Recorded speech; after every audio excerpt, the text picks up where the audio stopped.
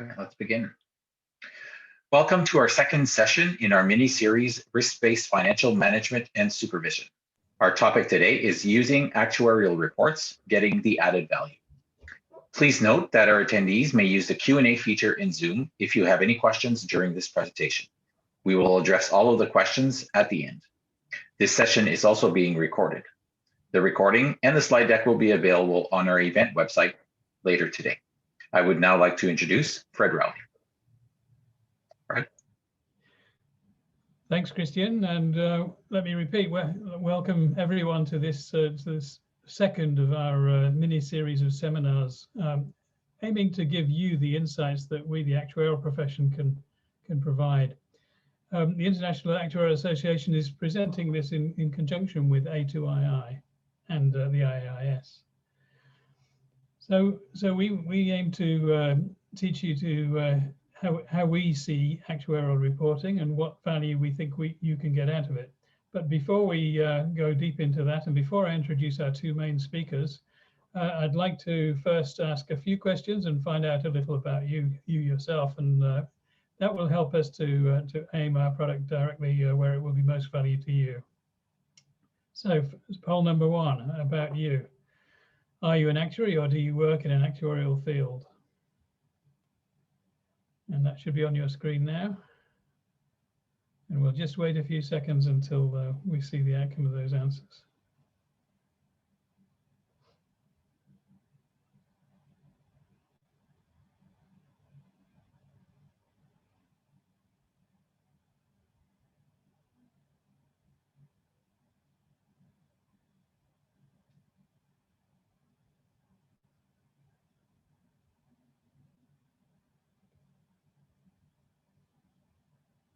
So we've got a good strong proportion of actuaries. That's not a disadvantage. We think that will be helpful. On the other hand, we will be aiming to make any explanation suitable for all audiences. So stay with us, and we'll explain as we go along. We'll move to the second question. Do you have experience as an insurance supervisor or regulator?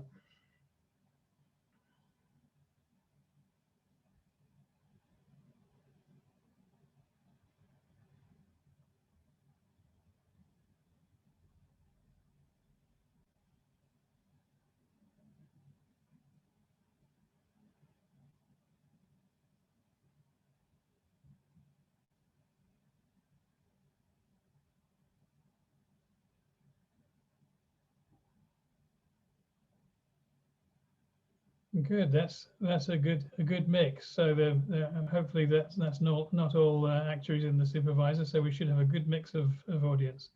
We look forward to asking questions through the Q&A. There is, I think, one final question about you. Have you ever assessed or contributed to an actuarial report before? This is a really interesting one, and this is where we aim to give you some insights.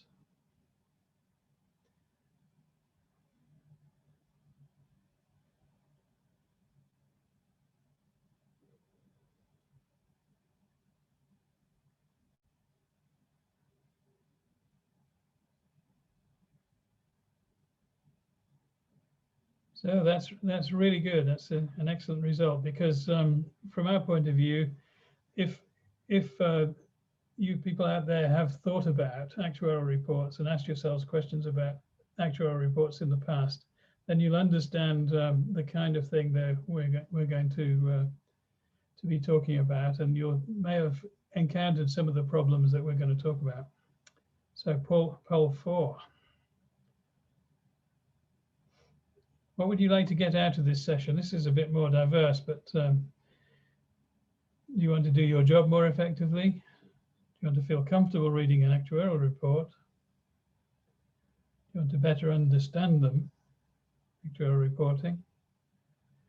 And you want to learn how to approach an actuary if you have questions about the report or anything else.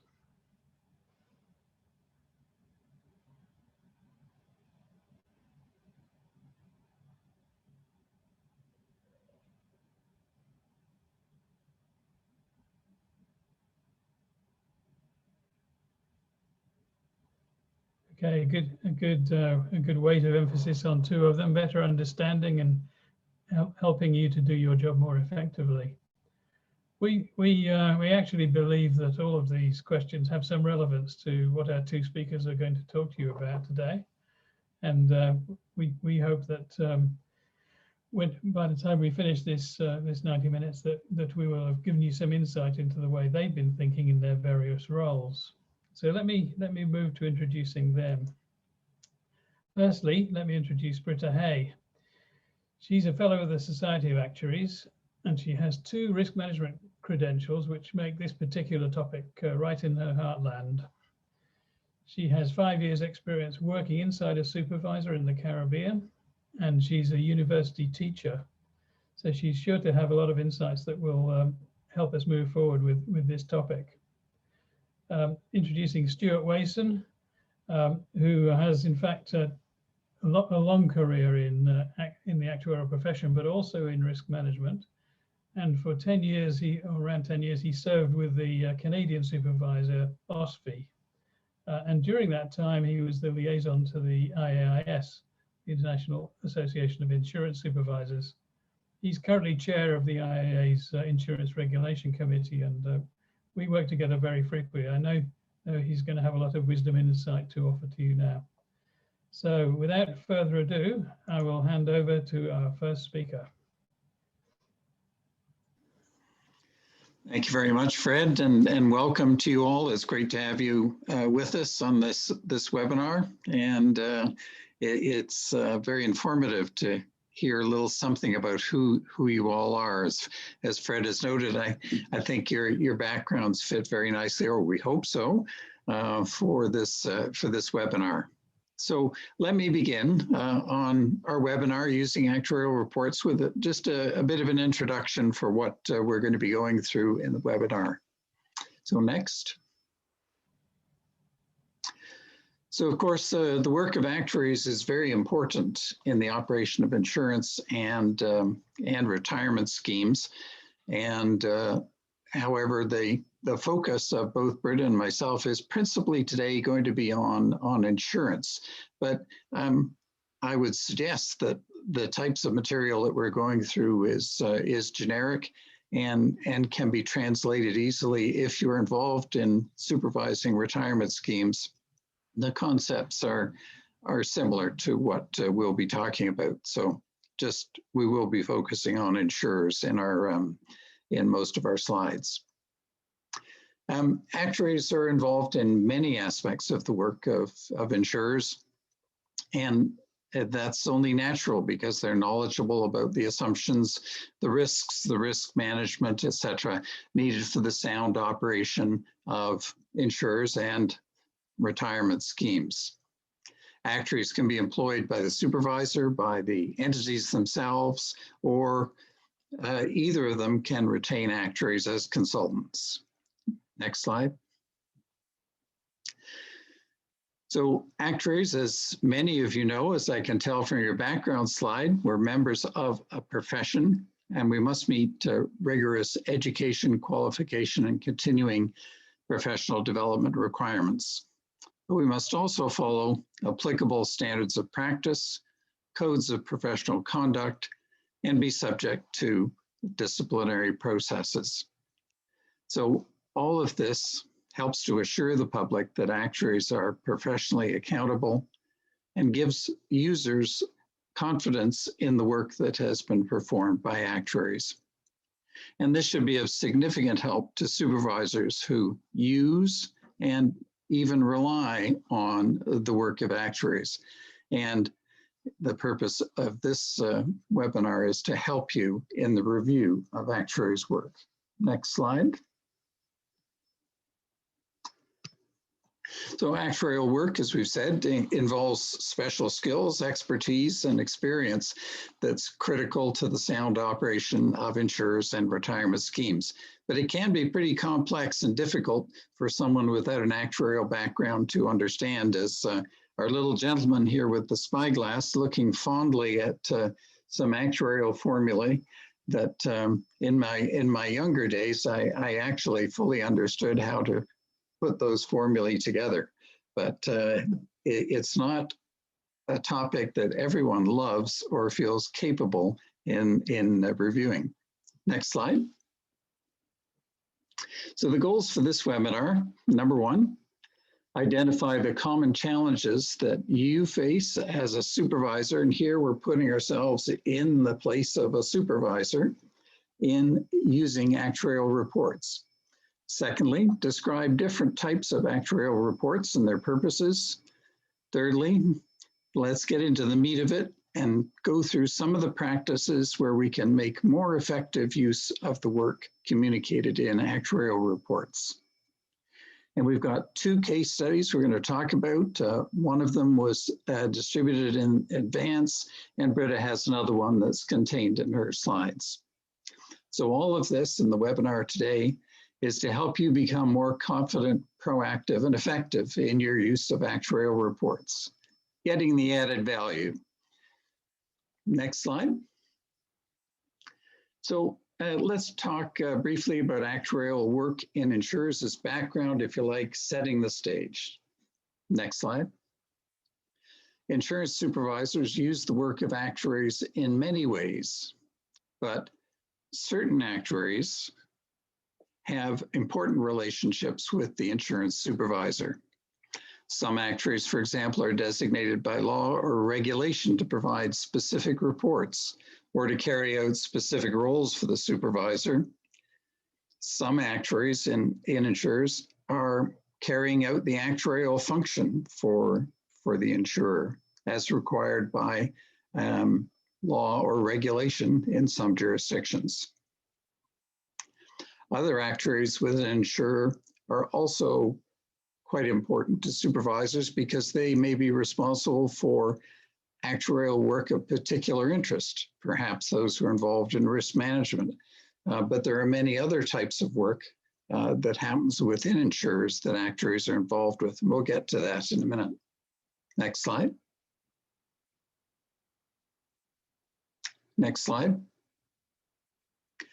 Speaking of which, here's just a very short list. These are probably all the types of actuarial work I thought could easily fit on a slide that would be digestible, but I'm sure we've missed some in listing these types of roles. And probably many of you identify with some or most of these types of roles, types of work within insurers.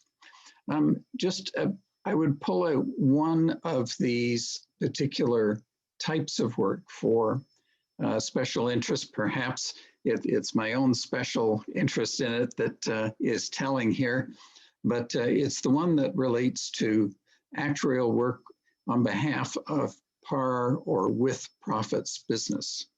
And you'll see that bullet down to the bottom left. But also a designated role from some supervisors is that they require the companies to name a with profits actuary, and that's the bullet over on the right-hand side. And the importance of bringing this up is here actuaries are occupying a unique role of assistance to the par policyholders or the with profits policyholders. And this may differentiate them from the roles they play in performing work on behalf of the shareholders, if you like. So next slide. So actuaries in designated roles may be salaried employees of the insurer or retained on a contract basis. We talked about that earlier. Board approval may be required for certain roles. Certainly, appointed actuary is one that requires board approval. However, the supervisor may have veto power over proposed candidates. Again, that might apply to the appointed actuary. Designated roles have significant responsibilities and may be subject to additional professional standards or regulatory expectations, and that may vary by jurisdiction. Next slide. There are many benefits to the supervisor in having the designated actuary or named individual serving as the actuarial function head. These may include Things like ease of communication, because the individual is already pre-designated by the insurer and acceptable to the supervisor. Another benefit is that actuarial reports and opinions are going to be provided in an agreed format and frequency. That's an aid to the supervisor, can be anyway. And the third point, the designated actuary can be a source of objective information about the insurer's risk and capital management activities. Next slide. So increasingly, insurance supervisors are focusing on the special oversight role played by the actuarial function within the second of the traditional 3 lines of defense in enterprise risk management. Once again, those 3 lines of defense the first function are those that are running the lines of business in an enterprise, in an insurer. Second line of defense are the control functions. That's the actuarial function, risk management, and compliance functions, just to name 3. And then the third line of defense would be independent oversight provided by internal audit and also external audit. So demonstration of supervisory interest in the actuarial function as a control feature comes to us from IIS, Insurance Core Principle 8.2.1, which identifies, here they are actually, the 4 insurer control functions: risk management, compliance, actuarial matters, and internal audit. ICP 8.6 indicates the supervisor requires the insurer to have an effective actuarial function, and it lists a number of topics that the actuarial function should be controlling. Next slide. So the actuarial function, of course, needs to be organized and operate within the insurer or insurance group in a clear, effective, and transparent manner. Sometimes it can be confusing. I know my own experience in this can be confusing looking into an insurer or an insurance group's organizational structure and trying to figure out who's doing what. And sometimes the official titles of valuation actuary, appointed actuary, chief actuary, et cetera, can actually confuse the situation of determining who is the actuarial function head. So this diagram of an organizational structure I pulled from NASA a long time ago, I'm sure, quite an old organization chart, but probably many of us would look at this chart and say, yes, there is the challenge. Who is the actuarial function head? It shouldn't be that hard. Next slide. So insurance supervisors develop and maintain confidence in the work of the actuarial function in a number of ways. Number one, validation of important aspects of the work of the actuarial function. And whenever we say this, sometimes the response is, oh, you mean that we have to recalculate the numbers produced by the actuary or replicate them, and that's not the case. Validation means that you develop sufficient confidence in the work that's been done by the actuarial function. Number two, that we witness evidence of strong professionalism in the work of the actuary or actuaries who are involved in the various functions. That's key. And then finally, another way of developing confidence in the work of the actuarial function is by effective feedback loops between the supervisor, the profession itself, standard setters, and even if necessary, the disciplinary process. So in conclusion, IIS ICP 8.5.5 says a robust actuarial function must be well-positioned, resourced, properly authorized, and staffed and it's essential for the proper operation of the insurer. Next slide. And Britta, it's over to you.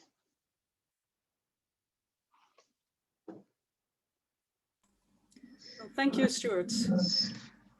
So I'm going to talk a little bit about actuarial reports. And so next slide, please. So supervisors have some challenges in looking at actuarial reports. And I can speak about this from my experience because as both an actuary and a former supervisor, it is true that actuarial reports are often very technical. They're often very complex. They're difficult to understand. And one of the biggest challenges I had was that they were prepared for compliance purposes only. And so it's important for supervisors to understand what information they should be getting out of a report and how to get that. So the report is only going to tell a part of the story. And so as a supervisor, you're going to want to know how to ask the questions that will tell you the full story. Next. One thing to remember is that actuaries are professionals, and by that we are governed by professional standards. And so the standards that apply to an actuary are going to be different depending upon the jurisdiction in which they work and depending upon which actuarial association they're a member of. But for actuaries that are governed by a full member association of the IAA, they're going to be covered by the International Standards of Actuarial Practice, the ISAPs. And one of the responsibilities under the ISAPs is communication. And that means that the communication of actuarial work should be suitable for the audience that the work is intended for. And so as a supervisor, if you don't understand the report that you're receiving from an actuary, the actuary does have a responsibility to help you understand. And so you shouldn't feel intimidated. You shouldn't feel that you're not able to ask questions. Their actuary has a responsibility to answer your questions. Next.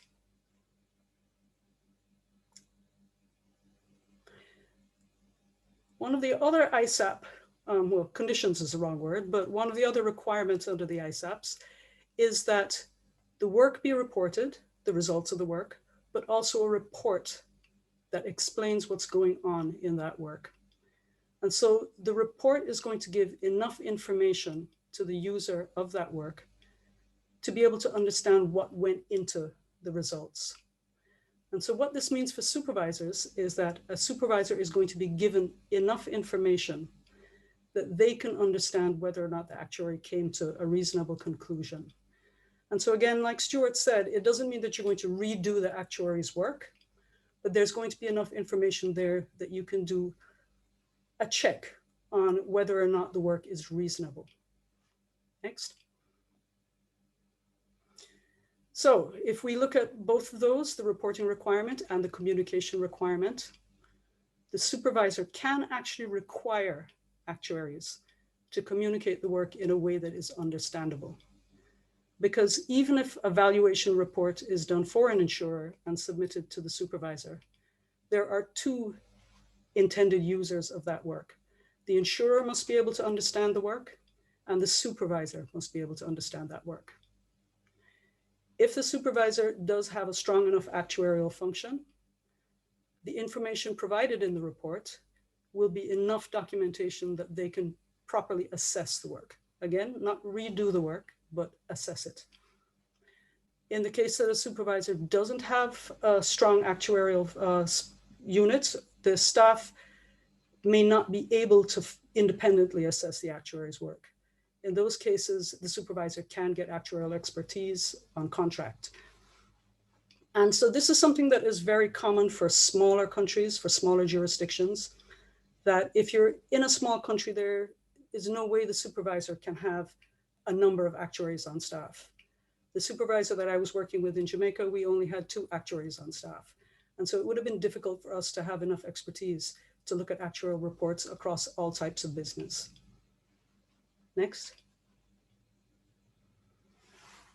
Actuarial reports are intended to meet certain purposes. And so I'm going to list 4 purposes. And a report will not usually cover all of these purposes, but will cover usually more than one. So one of the purposes is documentation. And so when the actuary has done their work, it's extremely important that that work can be assessed. The documentation allows the supervisor to assess that report. And so there will be enough information for peer review. Another actuary will be able to look and see if the work is reasonable. And this is obviously extremely important for risk management because a result on its own doesn't show anything about how that result was achieved. The documentation will show how the actuary came to those conclusions. A report will also be used to guide decision-making. So every business is going to have to consider a number of decisions. So for example, the pricing, the underwriting, asset management, risk management. All of those decisions need to be guided by information. And especially in the cases of risk management, pricing, and underwriting, actuaries are in the best position to advise. Asset management, you can argue that maybe you don't need to be an actuary to be an asset manager, but definitely for pricing and underwriting, you need actuarial expertise. And so actuaries will guide the decisions that the insurer is going to make about those things. They're going to look at the advantages, disadvantages, and explain to the company what goes into those items so that they can make an appropriate decision. Next. The purpose may also be to provide an actuarial opinion. Sometimes the actuary has to say whether or not policyholder obligations are adequate or that allocations are fair. And in those cases, this is the actuary applying their actuarial judgment, and the actuary is fulfilling an obligation most typically to the public. And by the public, that often means the policyholders. And so the actuary is going to give a relatively high level assessment of, is this work okay? A report may also explain results or findings, because an opinion, such as a fairness opinion, on its own, well, it's take it or leave it. But the actuary should be able to explain how they came to that conclusion so that somebody who is not an actuary can get some understanding of how they came to that conclusion. Next. So this table shows all of the purposes, well, the 4 purposes that we've listed: the documentation, decision-making, opinion, explanation, and gives the advantages and disadvantages. So, for example, an opinion is something that the public is going to be interested in, but it's not something that's going to be very technical. It's not going to have a lot of details to back it up. It's an opinion on its own. And in this case, you're going to have to rely upon the actuary to do the right thing. You're going to have to rely upon their professionalism. The explanation of that opinion will give a little bit more information behind what went into that opinion. The documentation, much more technical, difficult for a layperson to understand, but will be necessary if you want to do any kind of peer review of the work that the actuary has done. Decision-making, that reporting will depend upon what kinds of decisions are being made. And so it will give many options for the company, but it's also going to be written in non-standard language because the decisions are going to vary from company to company and from circumstance to circumstance. Next. So we're going to talk a little bit about some of the reports that supervisors will typically see. Next. So probably the one that most people are aware of is valuation reports, valuation of insurance policyholder obligations. This is where nobody can do this work other than an actuary. You have to be an actuary to be able to do these calculations. Now, of course, it's going to require somebody who's fully qualified. So they're going to need the skills, but they're also going to need actuarial judgment because there are many cases where it's not that the assumptions that will be used will be specified in advance. The actuary will have to have some understanding of what the business is, what the environment is, and use their judgment to decide how best to value those obligations. So in the process of the valuation, they're going to be looking at a number of assumptions, and they need to document and justify those assumptions.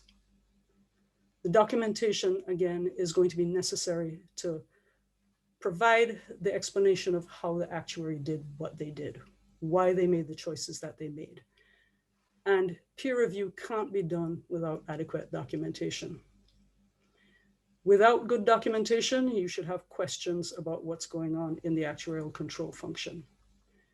But one of the items I'd like to draw your attention to is justification. Because as supervisors, that's one of the items you're going to really want to pay attention to. The assumptions that are used may vary from company to company, but the actuary should always justify why they used the assumptions that they used. Next.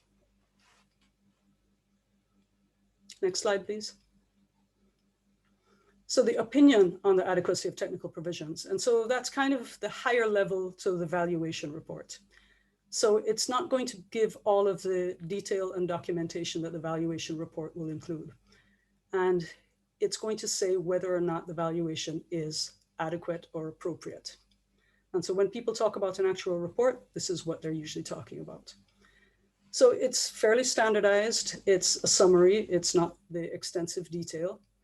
And this is the opinion that will normally go into regulatory or financial regulatory reports or financial statements. So this is not the detailed in-depth reporting. This is the higher level reporting that's going to be for a wider audience. Next.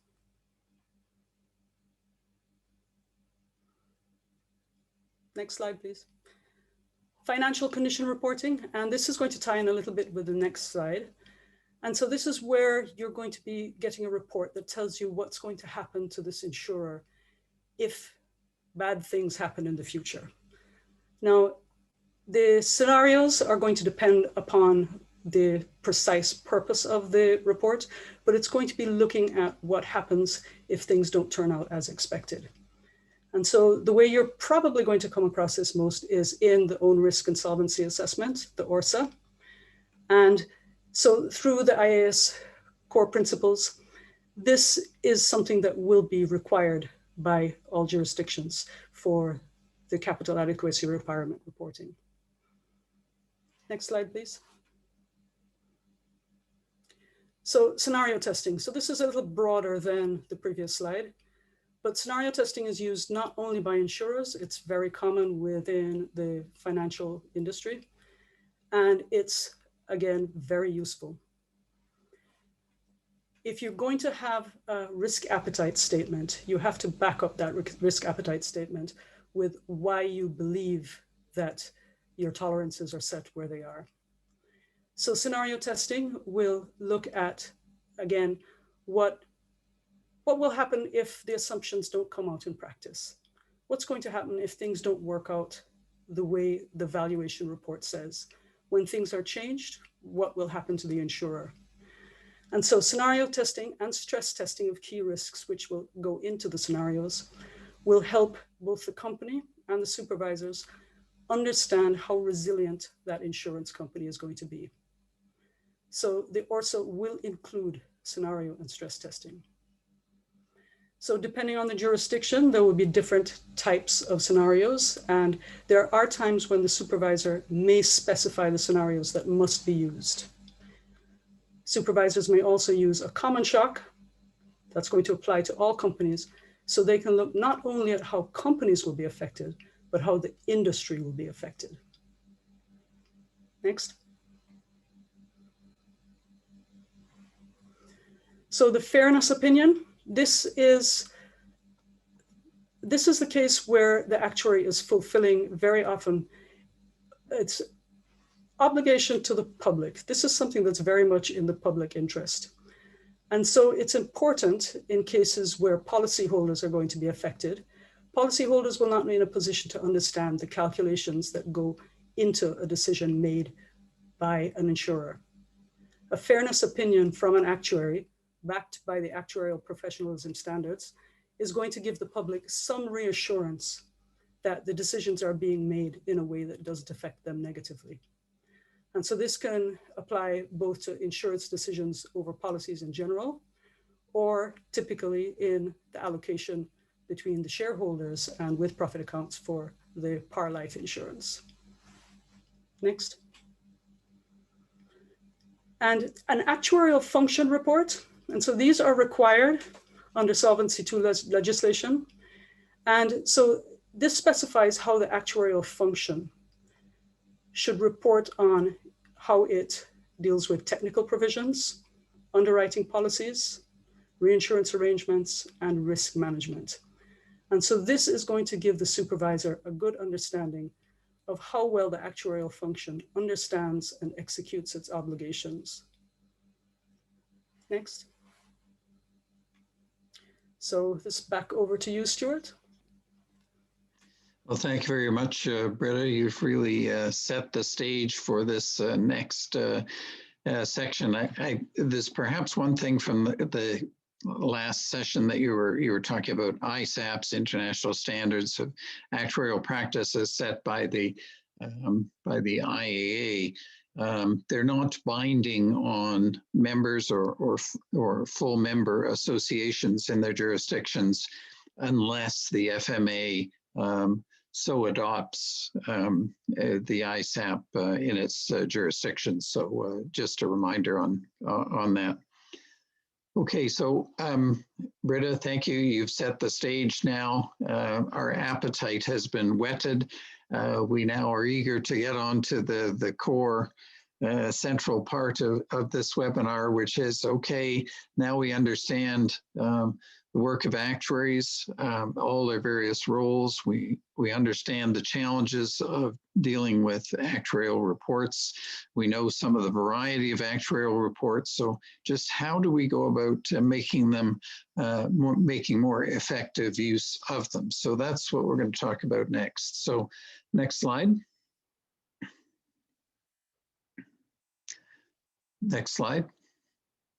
So what I want to introduce you to is a generalized process, which is not necessarily truly specific to supervisors reviewing actuarial reports. It can be any stakeholders who are looking at actuarial reports. You can see in the diagram, it's a 7-step process, but we only have so much time in this webinar. So I'm just going to guide you through steps 1 through 4 in this particular process.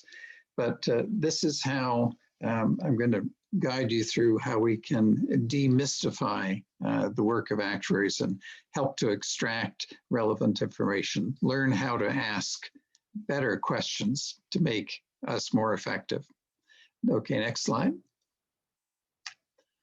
So the first step is identify. And here it's important to understand specific information about the report that you're looking at in order to extract the maximum value from it for supervisory purposes. So what we're going to go through in this is, what is the purpose of the report? Who is its author? Who's the intended audience for the report? Is there a defined scope and reliances described for the report? Are there key messages, findings, and recommendations? How about key methods and assumptions? Is there anything stated about connection to governance practices or risk management? And then finally, does the report contain any constraints and caveats? So let me just break those down in a little more detail. So next slide. So purpose. What is the purpose of the report? Well, Britta led us through what we have characterized as the 4 key purposes of actuarial reports: documenting actuarial work, supporting decision-making, expressing an opinion, or explaining findings and results. So identifying the purpose of a report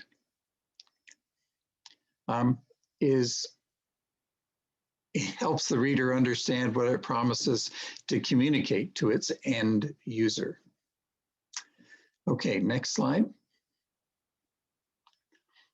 Second thing we need to identify is, who is the author and the audience? Well, thankfully, it's usually quite easy to identify who the author is.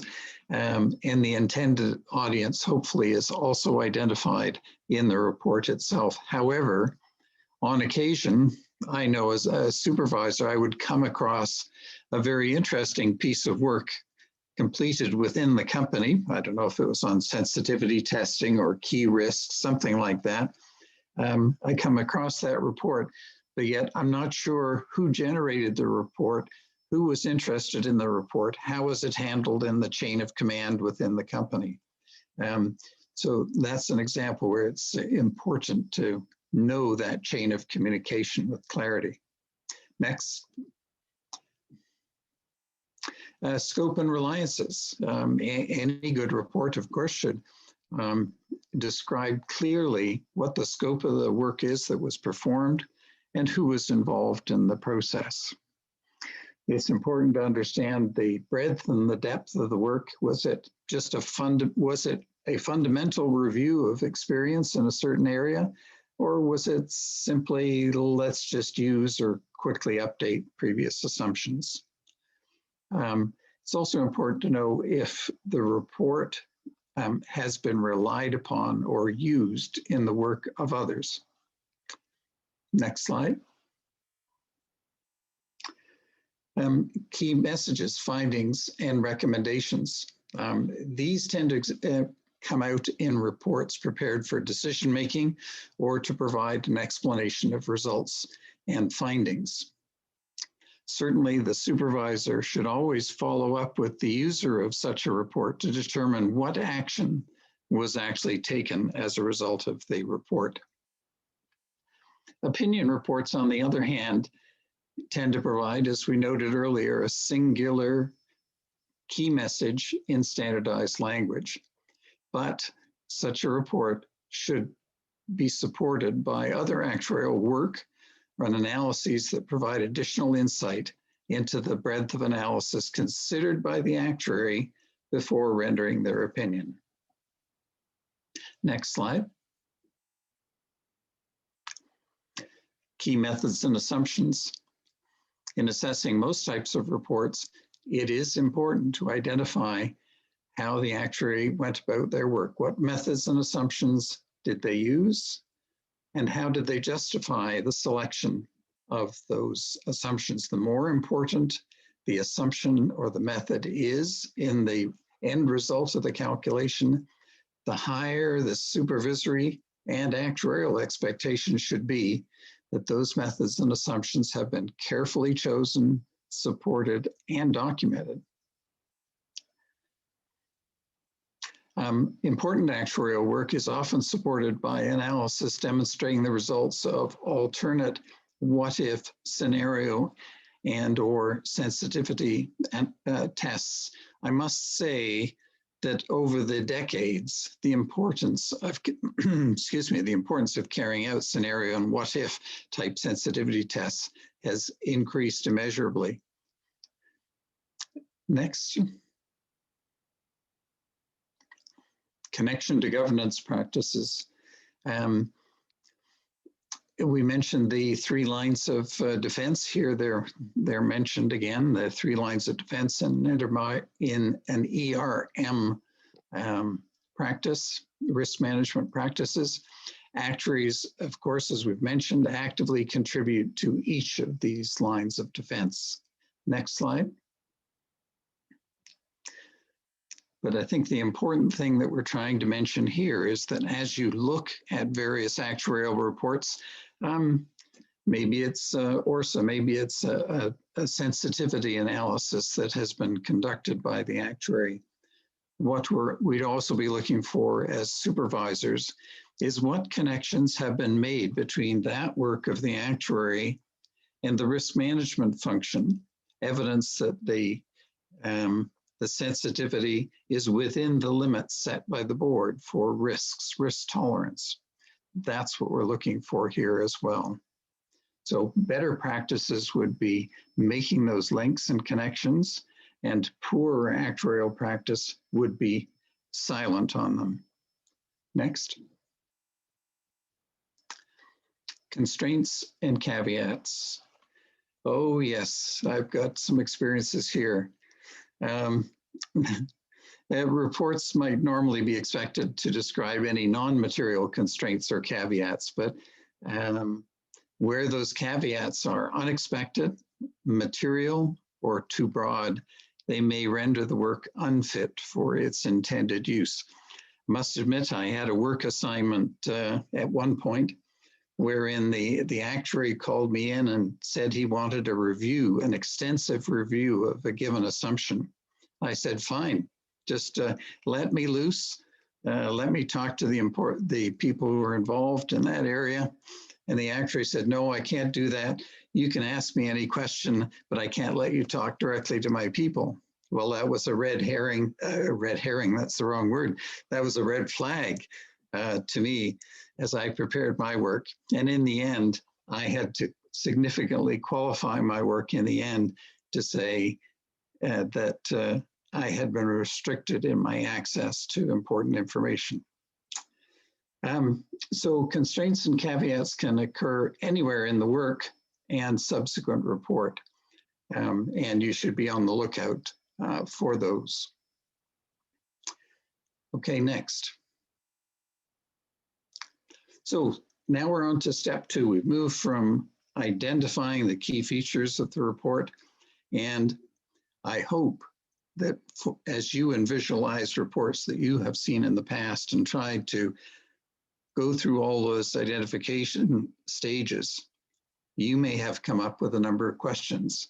What was unclear or subject to misinterpretation from what you read in the report? Are there things that were unexpected due to their omission or inclusion? Were there significant sensitivities to risks? Maybe they require further explanation. Are there positions that were taken that were out of line with your expectations for that company, or perhaps out of line with the expectations as shown by peers in the industry? And were there constraints or caveats that significantly narrowed the scope of the work that was done? So clarification helps to remove any immediate obstacles that might prevent you, the supervisor, from actually going about the assessment work of the actuarial report. Okay, next slide.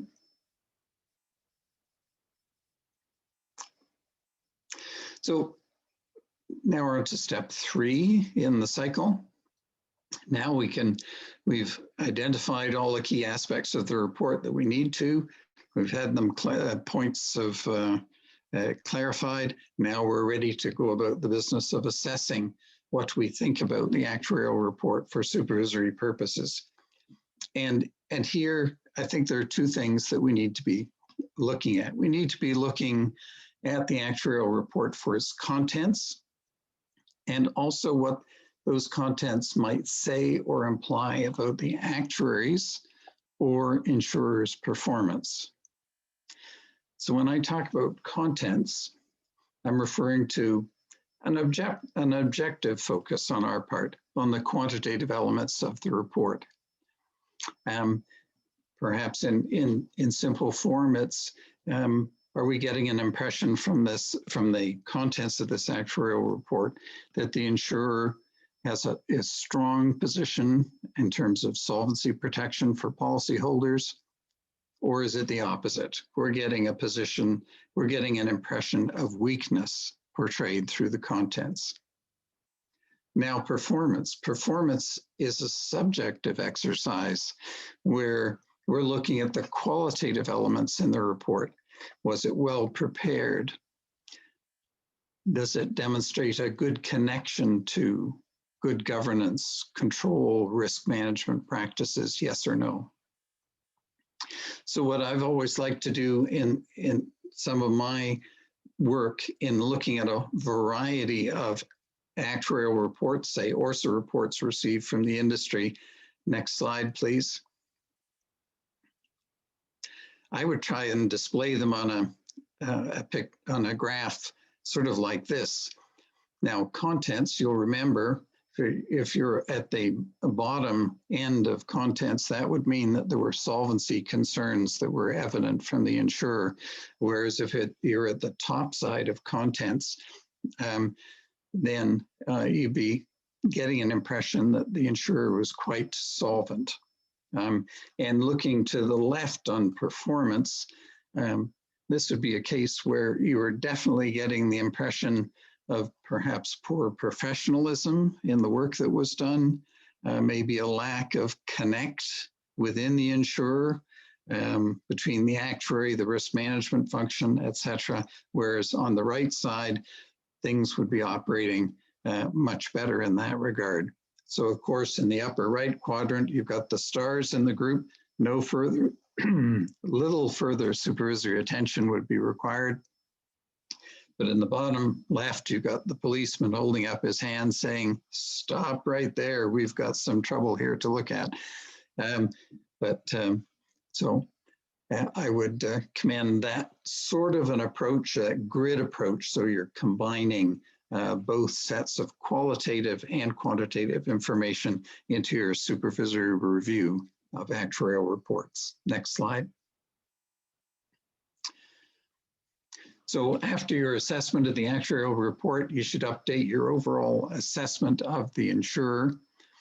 One actuarial report may certainly be insufficient to move the needle on the overall supervisory assessment of the insurer, but at a minimum, the actuarial report gives you information about issues such as those that I've listed here.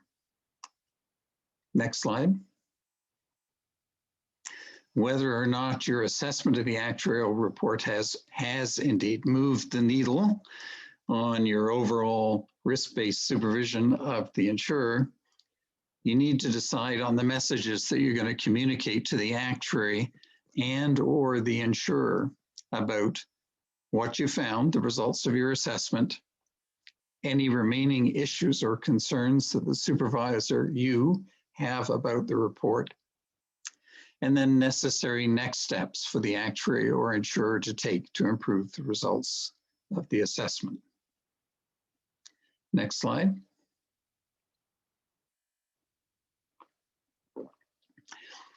So let's put our learnings to action in a case study. And I hope you've all had a chance to read the case study entitled Sunny Life that was distributed in advance of this webinar. And let's just try and walk through it. Now, if we were doing this face-to-face, person-to-person, we could have much more interactivity than is possible on this virtual webinar, but the concepts we'll try and keep the same. So next slide. So on your behalf, I'll offer a few observations as to what I saw in that case study. First of all, there were 3 reports that Tom Jones, the appointed actuary, was involved in reporting on the financial results at the end of 2019. One was a report from Tom, the appointed actuary, to the board. And of course, he reported on the IFRS results. And they were on the gross premium method, GPM, as I fictitiously defined this reserve method. Tom also reported on the results of sensitivity testing that he'd conducted. I found that interesting. There was a large decline in the largest result in sensitivity testing was due to a decline in interest rates, I believe to be in the traditional businesses of the company. But there was no narrative about where the risk management of those sensitivities went, or what discussions there were about ALM, or was it, what was the impact on surplus, etc. There was also no indication that interest sensitivity referred to the investment assumption overall, or was it just to bond yields? It was a little unclear. Next slide. But the report of the AA to the board did contain a number of useful things. Discussed the reserve methodology, talked about reserve movement. That's all quite helpful. It did talk about significant non-system reserve adjustments, and they were described. I found that interesting. I might like to have asked more about those. Interestingly or curiously, there was no mention of actuarial standards that were being followed by the actuary. Okay, the second report was one to the external auditors, and this is actually very common in my experience that the external auditors discuss with the actuary the actuary's work in valuing the liabilities, getting comfort with the assumptions used. It's part of the reliance or use of the work of these two professionals on by each other. So I found the documentation of experience studies and the setting of assumptions to be quite useful. And so if it was useful for the external auditors, I think it would be useful for supervisors as well. Next slide.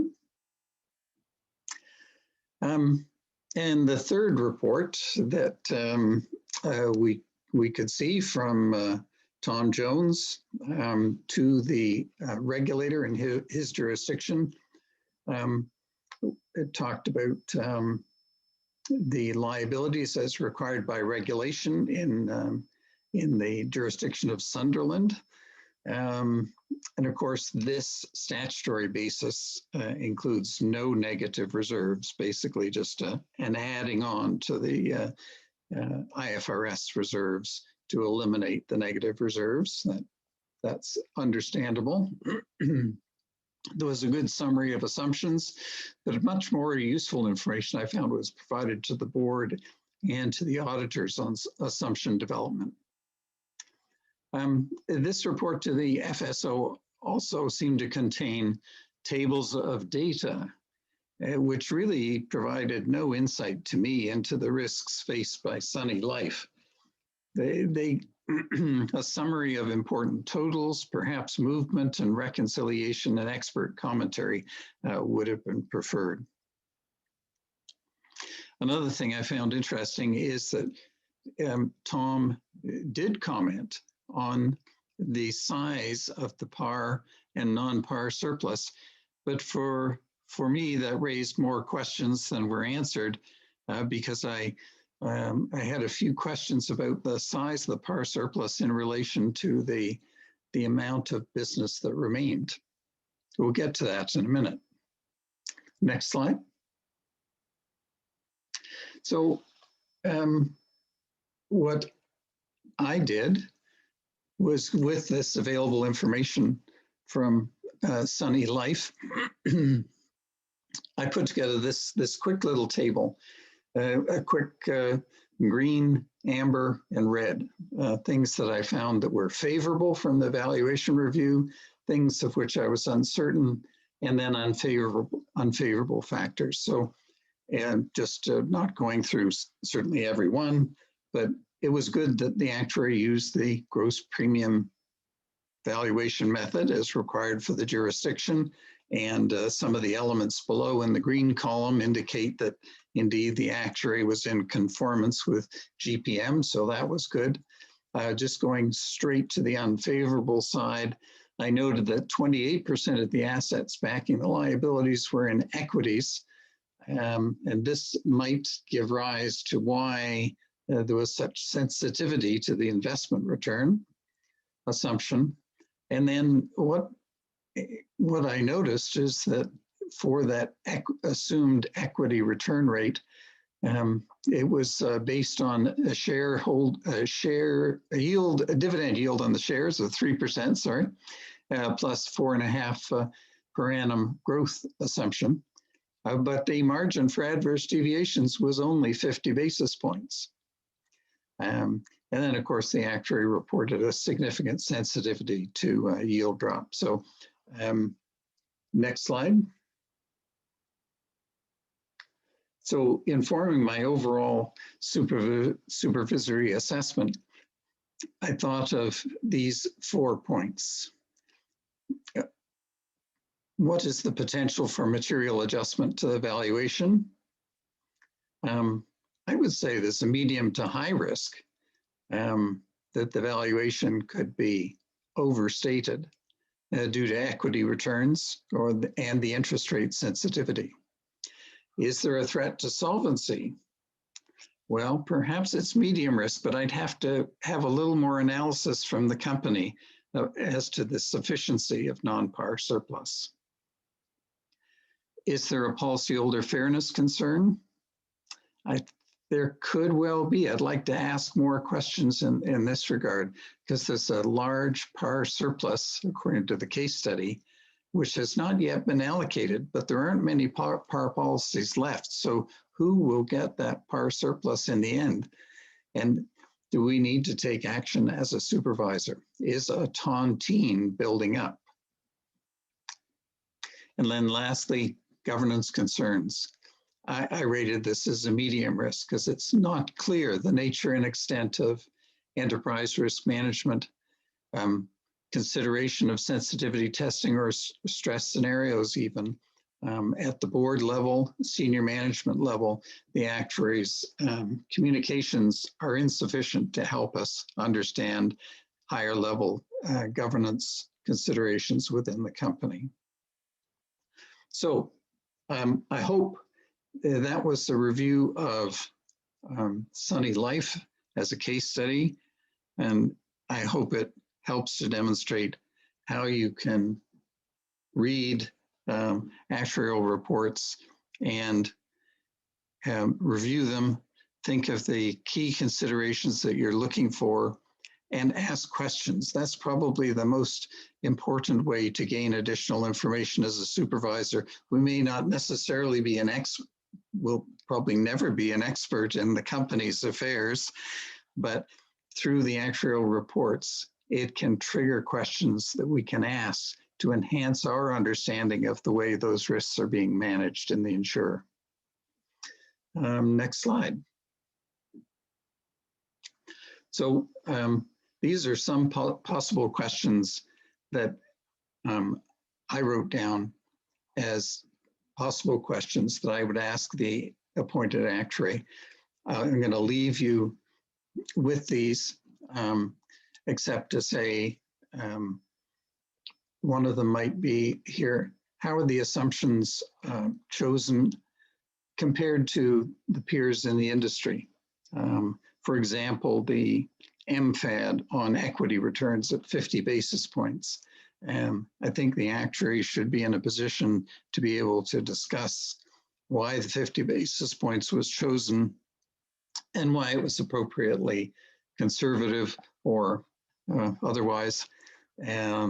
So that would be an example of a question that I'd like to ask the actuary more of. I'd like to ask the actuary about the PAR management strategy and how will the PAR surplus be used. How is the actuary's work on stress testing linked to Sunny Life's risk and capital management strategy? So I promised I wouldn't go through all the questions, but those were some of the obvious questions that popped out to me. Perhaps you have many more that we should go back and ask Tom Jones. Next slide. Britta, Tom, over to you. Thank you, Stuart. Okay, so we're going to move into another little case study now. Next slide, please. So this is a little case study that we will just do using polls over these slides. And so you're a supervisor who's been asked to review a valuation report. And in your country, it's said that estimates of claims liabilities must be calculated using one of the following reserving methods. And I've listed some random reserving methods here. There's no real logic behind the choices, so don't pay attention to the details. This is an example of how a supervisor might get caught up in not knowing how to make the right decision. So you're going to review this report. Next slide, please. So the report includes this information. The actuary has presented two methods, chain ladder and Bornhuetter-Ferguson, and the calculations for estimated unpaid claims, 47 million and 63 million respectively. And those are quite different numbers. And in non-life insurance, you can sometimes see that the methods might have very, very different results. So the narrative that the actuary has given is that they have looked at the company's claims history and their business processes, and they have decided that rather than using either one of those calculations, they're going to use an average. And so instead of using the 47 or the 63 million, They are setting the estimate of unpaid claims at $55 million. Next slide, please. So the question for you is, does this average of the two methods comply with the regulations?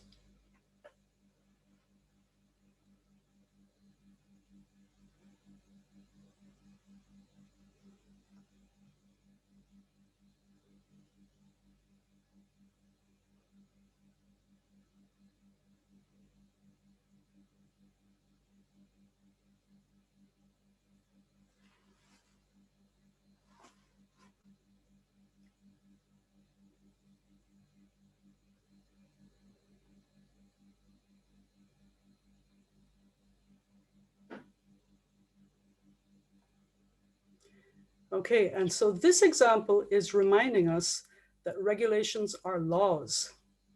And so the person who would decide whether or not this is compliant with the regulations would actually have to be a lawyer. So most of you are saying no, does not comply. Okay, next slide, please. So can you as the supervisor ask the actuary to amend the report to use just one method? Would this be appropriate?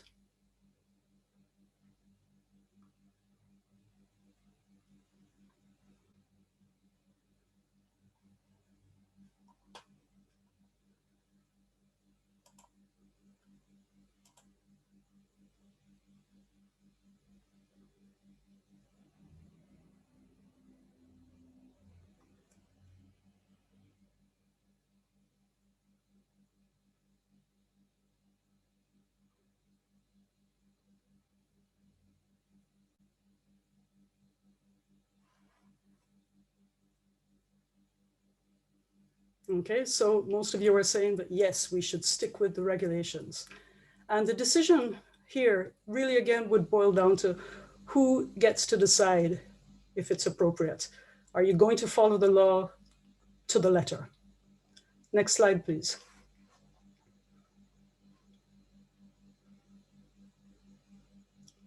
Next slide, please. So you're gonna accept one of those two methods. So who benefits when you ask the actuary to amend the report to use just one of the two methods?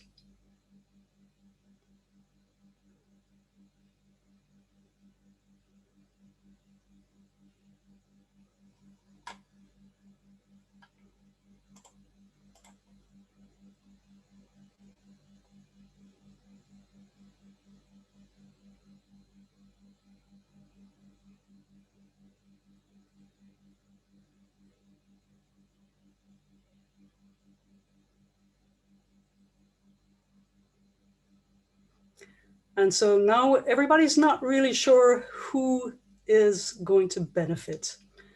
And the truth is the only one who's probably going to benefit regardless is the actuary, because if they're doing more work, they can probably charge for it. The supervisor benefits because they feel better, they've followed the regulations. But in reality, the insurance company and the policyholders, well, who benefits is going to depend on which of those two numbers is chosen. So amending to the report to use only one method is actually the supervisor imposing their own opinion in place of the actuaries. The actuary has decided what is appropriate, and the supervisor is overriding that by using only one method. Next slide, please. And so you don't have to be an actuary. You don't have to understand the details of what went into those calculations. But what you should be looking at is why it might be appropriate to use one method instead of another method. And so there are different advantages and disadvantages to the reserving methods. And there may be a case where, depending upon the business of the insurer, to use one or the other of those methods wouldn't really be appropriate. So you should, as a supervisor, regardless of your actuarial experience, understand what the advantages and disadvantages of those methods are, and consider that while you're doing your review. Now, what you're going to need to support that is whether or not the actuary has explained why they used an average. They may have a perfectly good justification, and that is that half of the business of the insurer would be appropriately valued using chain ladder, and the other half of the business would be appropriately valued using Bornhuetter-Ferguson. In that case, you might actually be doing everyone a disservice if you stick to just one of those numbers. That justification should be in the report, and if it's not in the report, you should be asking the actuary to explain. And regardless of whether or not one method is used, an actuary should always give justification for the methods that they've used. Next slide, please.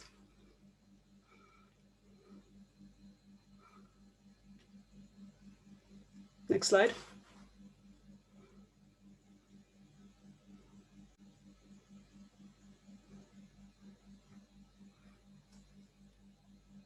Next slide. Okay, here we go. Okay, so you don't need actuarial qualifications to really think about what's going on in the report.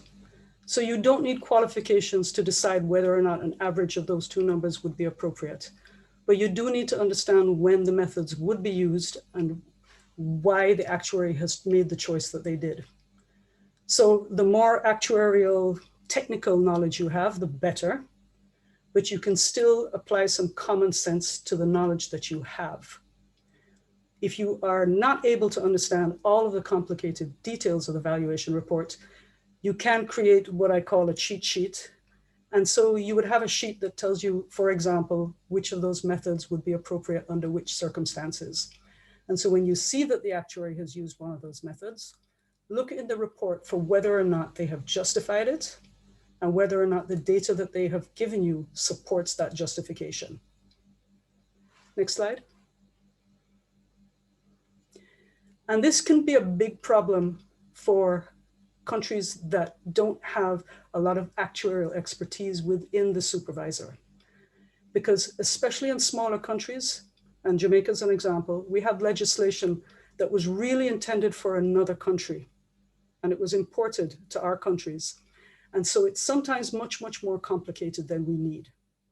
The supervisor doesn't have the expertise to dig into the details of those complex reports.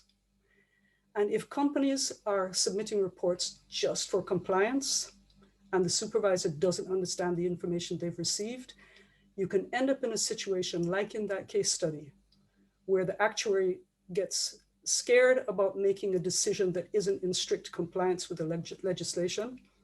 So they don't want to conflict with the regulations, and they make a decision that may not be in the best interest of the policyholders or the insurance company. You have to understand the report enough for it to guide your decisions. Next slide. So always remember that the actuary has a responsibility to communicate. Don't be intimidated.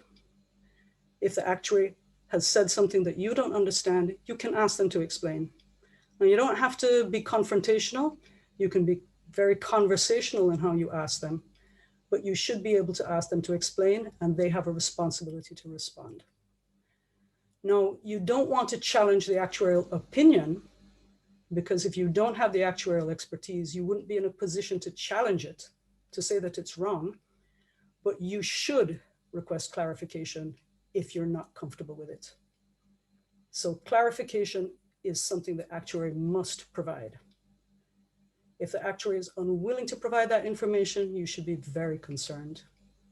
So they should be able to explain to you in a way that you can understand to do your job, to make the decisions that you need to make. Next. So some of the mistakes that supervisors make: following the letter of the law and not the intent. And so the intent of regulations that specify methods is to make sure that the actuary is using recognized methods for valuation. The intent was not to stick to one value. The intent was to make sure that the actuary is considering recognized methods for the calculations. So your ultimate objective, well, sometimes that's going to be guided by the culture of the supervisor that you work in, but what are you doing in your work? What are you trying to achieve? And panicking about following the letter of the law may take you off of that objective, because regulations are never going to apply properly in every single circumstance. They have to be in some way a simplification of what you're trying to get done. And so you need to be looking at reports to both consider the rules and consider what you're trying to do. And so a company, especially if they are very, very savvy and are trying to work around the regulations and using regulatory arbitrage, they can meet every single regulation perfectly and still be a really bad risk. So you have to know that just meeting the regulations, ticking off a checklist is not going to be enough. You have to look at what's really going on. So it'll take a little bit of experience to figure out what those warning signs are, but apply common sense on top of the regulations. Next. So another mistake is not really knowing what you're trying to achieve. So within the supervisor here in Jamaica, it's something that I thought was very interesting, that different divisions within the supervisor would have different ideas of who the stakeholders were and which ones were most important. So think about who you're trying to protect. Think about what you're trying to achieve, because if you only protect the policyholders, you will probably destroy your industry. The companies need to make money, but the policyholders need to be protected. You need to find a balance between doing what's right for the company and what's right for the policyholders. You also need to figure out what you're going to do if something doesn't look right. Are you going to stick to the letter of the law? And I like to describe that as hiding behind the letter of the law. Be willing to take a stand to say that something looks wrong and consider what you're going to do about it. And if the work that you're doing doesn't actually lead to a supervisory decision, then it's probably not work you need to be doing. And very often people go through the routine of ticking off a checklist and going through evaluation reports. And if it doesn't really lead to anything, all you're doing is ticking off a checklist. And sometimes people's job becomes trying to complete a checklist rather than trying to assess the report. Next. I recommend that supervisors make sure they have a good relationship with both the actuaries who are doing these valuations and with the insurance industry. Because the supervisor is smaller than the industry, there will always be more actuarial knowledge within the industry. And this knowledge can be a resource to you if you have a good relationship. You can ask the insurance association for assistance in what they should be looking for in a report. Now, sometimes if you ask the actuary, they're going to tell you what they want to tell you. But if you ask the industry as a whole, you will very often get a much broader perspective because they want the game to be played fair. So join industry associations, go to the conferences, get to know the people. Especially in a small country, you can get to know people face to face. And that way, when you want to ask a question of an actuary or a question of somebody in the company, they will know you and they'll be more willing to answer your questions. You'll feel more comfortable asking those questions. Next. So the things that I'd like you to take away from all of this is that it helps if you're an actuary, but you don't need to be an actuary to make a meaningful review of an actuarial report. Get some understanding of what the regulations are looking for, get some understanding of what should be in a report, and then use common sense. So if you need clarification, ask it. Make use of all of the training resources out there. And so again, that can be just going to conferences, or you can consider doing something like becoming a certified actuarial analyst. You don't have to be a complete full fellow of an actuarial association. Look for ways that you can make your reviews more effective. And sometimes, even if you know nothing about the insurance business, you can just compile tables that look at year-on-year figures, ask for advice on what diagnostic ratios you should look at. And you can just from that sometimes get an idea of things that are going strange, going haywire within a company, and then ask for clarification on that. The mere asking for clarification will give you information, because if the company and the actuary are unwilling to clarify, then you know that something's not right. And then this last item, this applies to the cases where you might be involved in drafting legislation. And sometimes people want to make it very complicated because it shows how smart they are. Really, really complicated legislation will not achieve the objectives of a supervisor. Make it as complicated as it needs to be to get the information that you need, but don't make it so complicated that nobody understands it and it can't be used to advise your decisions about what you do with an insurer. So these are things that I've learned from my own experience. And I think the most important thing you can do is just be effective, be efficient. Don't let being caught up in the importance of an actuary or the specifics of the regulations stop you from doing what's right for the industry and for the policyholders. Next slide. Okay, so we have reached the Q&A. Stuart, would you like to join me?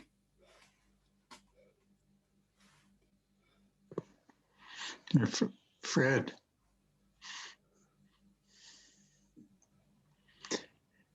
Fred, was there anything that has arisen for you? I noticed there was a message from one of our participants that said, is there some sort of a standardized checklist that they could make use of in reviewing valuation reports?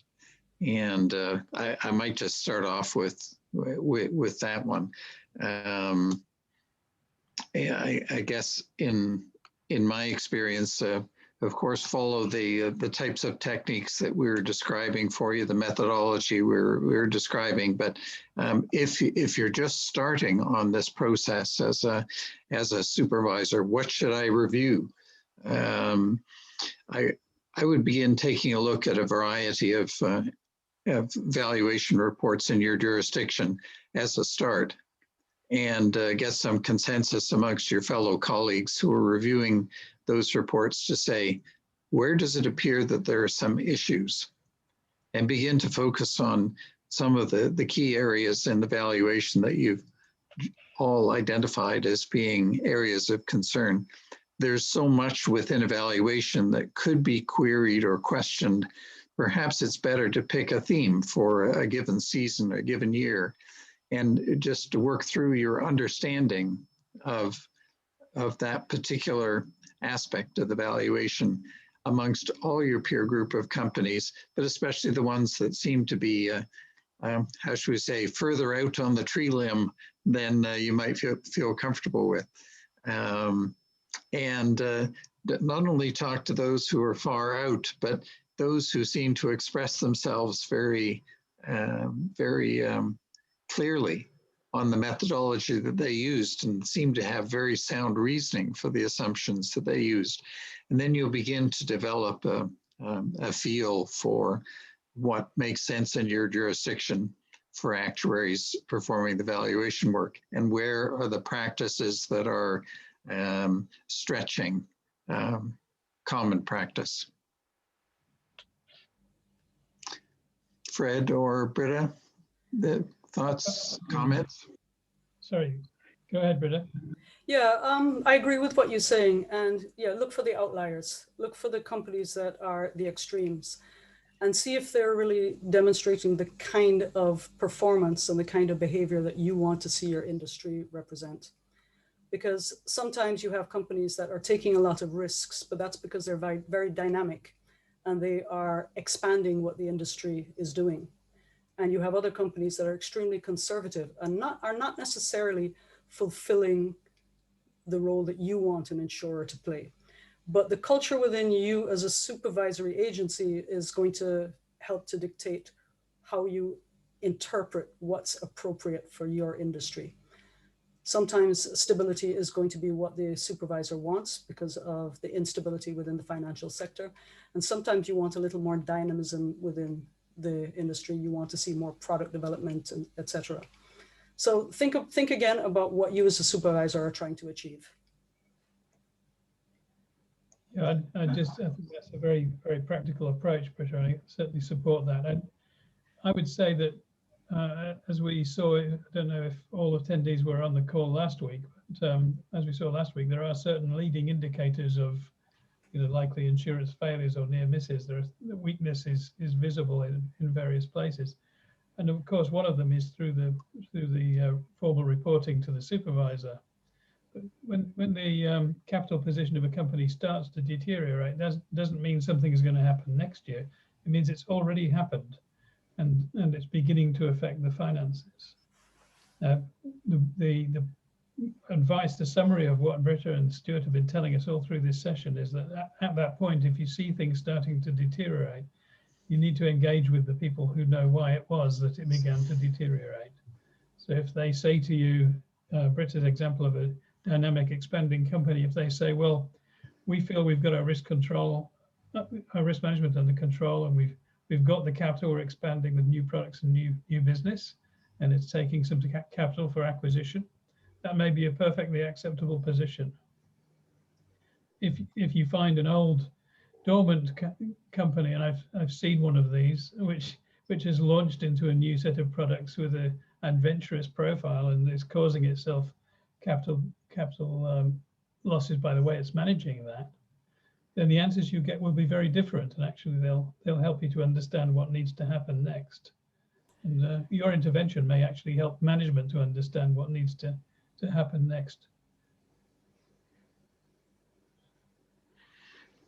Yes, some of the things that can happen that I've seen as a supervisor are that the reports are submitted by companies on a compliance basis. And just let me explain it. It sounds so obvious, but what I mean is that the spirit of completing the report was solely to be in compliance with whatever regulations and requirements the supervisor might have. And that can be quite dangerous. You can end up with reports which are quite cryptic, concise, but not very readable, not very understandable. It's not good explanations of the way the company manages their risks.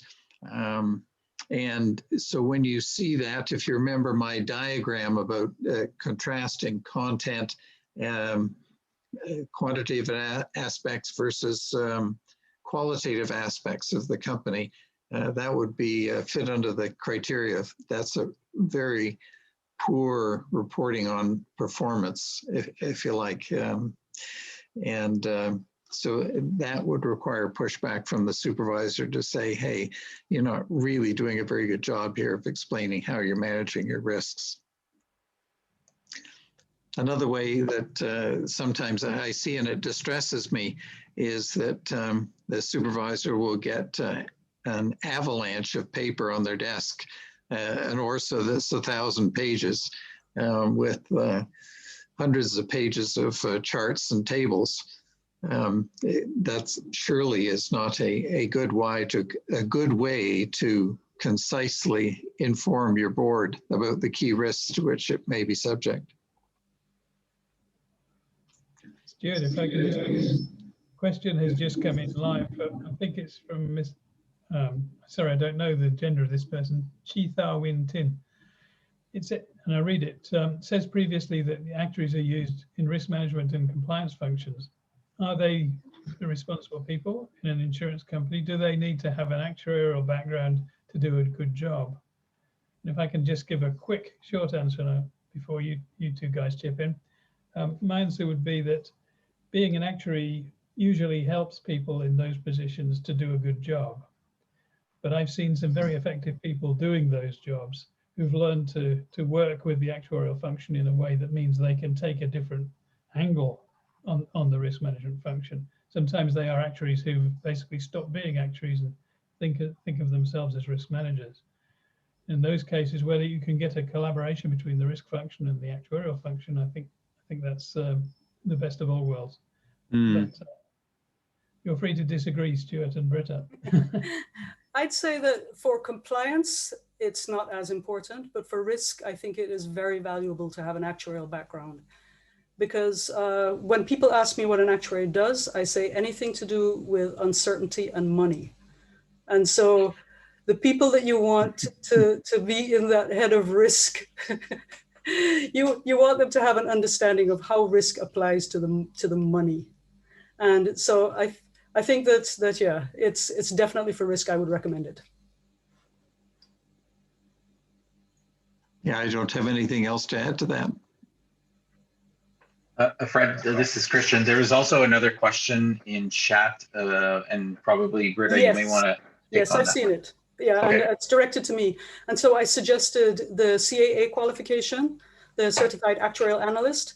And it doesn't have to be that qualification, but I'm just recommending that you consider, if you're not on an actuarial path, consider looking at some actuarial qualification, because supervisors are very often insecure about asking actuaries questions because they don't have an actuarial background. Now, if you have the backing of some kind of certification, that will help you to be more confident in asking questions and will definitely help you ask better questions.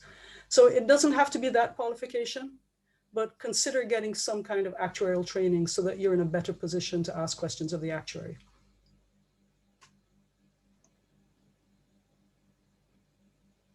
I don't see any other questions, so we could probably close it off here. Fred, do you want to close this off? Well, yes, I'll be happy to. I'm just checking I'm not on mute, but yes, I'm happy to close. Firstly, let me thank Stuart and Britta. I think I'd characterize Stuart's presentation as showing us all the professional aspects of what goes on in actuarial reporting, and Britta showed us some really, I thought, very incisive views on how to get the best advantage out of that. So to both of you, thanks very much indeed. Above all, thanks to all of our attendees. We had a very good number of attendees during the call, and it's been interesting to answer and think about the questions. And on behalf of all of us, we hope you got the best out of this session that will help you immediately in your job, or at least give you something to think about as you go forward. So with that, I'll happily close the session on behalf of the IA. Thank you very much for being here. Thank you all.